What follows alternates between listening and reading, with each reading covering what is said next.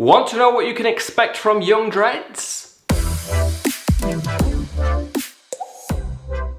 The early days, weeks and even months of forming dreadlocks can be, shall we say, a little bit stressful, potentially. Provided you're appropriately prepared and you know what you're getting yourself in for, however, you can at least try to keep those stress levels at a minimum. You can try. The exact specifics of what you're going to experience is going to vary greatly from person to person depending on the individual circumstances, but in general, you're going to get itchiness, messiness, and a whole lot of weird looks.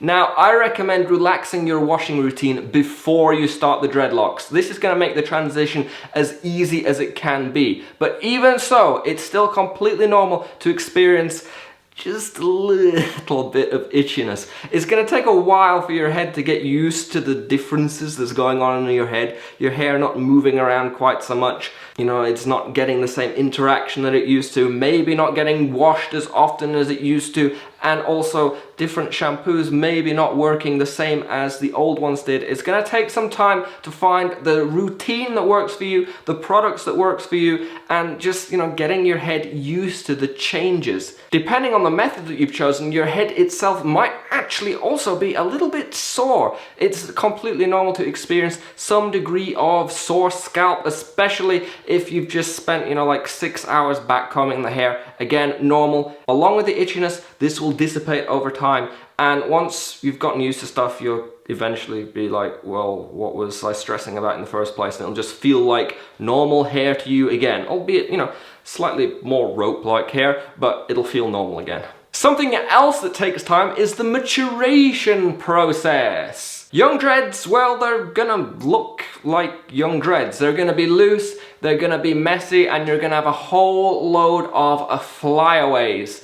Young dreads, they're not gonna look like mature dreads because mature dreads take a long time. In the early days, weeks, months, you're gonna have to deal with all the looseness, all the messiness, all the frizziness, and you just have to kind of be really patient and know that it's normal and it's something that everyone has to go through. As long as the dreadlocks don't become so loose that they fall apart completely, as long as the hairs still stay bunched into their sections, they're still on the right path, and you just have to have that degree of patience that allows you to get through those testing early days, weeks and months before you start to see the progress turn for the positive. I think it's just best to ignore them as best you can during this time, and eventually they'll start to sort themselves out. Something that's not quite so easy to prepare for, potentially, is the weird looks that you will receive. Because young dreads look like young dreads, they stand out. Well, I mean, like, dreadlocks in general are going to stand out even at the best of times, but young dreads especially. If you're coming from a more conventional style of hair, you may not be used to having the attention that especially messy young dreads will bring. And it's not always the easiest of things to get used to, especially if you're not really interested in attention like that.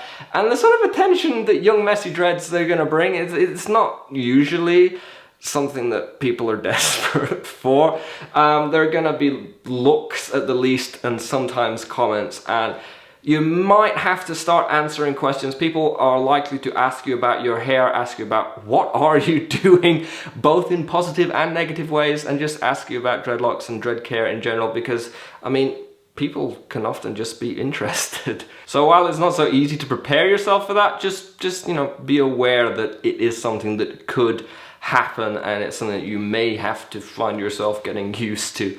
I think so long as you've done your research before you start the dreads, as long as you have some idea of what you're getting yourself into, as long as you know how dreadlocks are formed, how long it takes, and the work that they require, then it shouldn't be any huge shock or surprise when you start them. You just have to make sure that you have done a little bit of research. Check out some timelines, check out some other people's blogs, see what they've gone through, potentially join some communities online, share the process with others. It's not super stressful, it's not super scary, it can just be different, shall we say. If you're currently in the early days, weeks or months of starting your dreadlocks, or heck, even if you're like a decade down the line, let me know in the comment section below what you found the most difficult, the trickiest thing to adjust to when you were starting new dreads? What took you by surprise?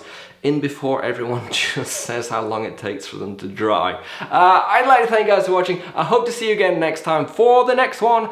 Farewell! I would like to take this moment to quickly thank Regnus's Rags for this tie-dye shirt that I am rocking in today's video. If you are potentially interested in checking out Regnus's Rags, I'll leave a link in the description for you.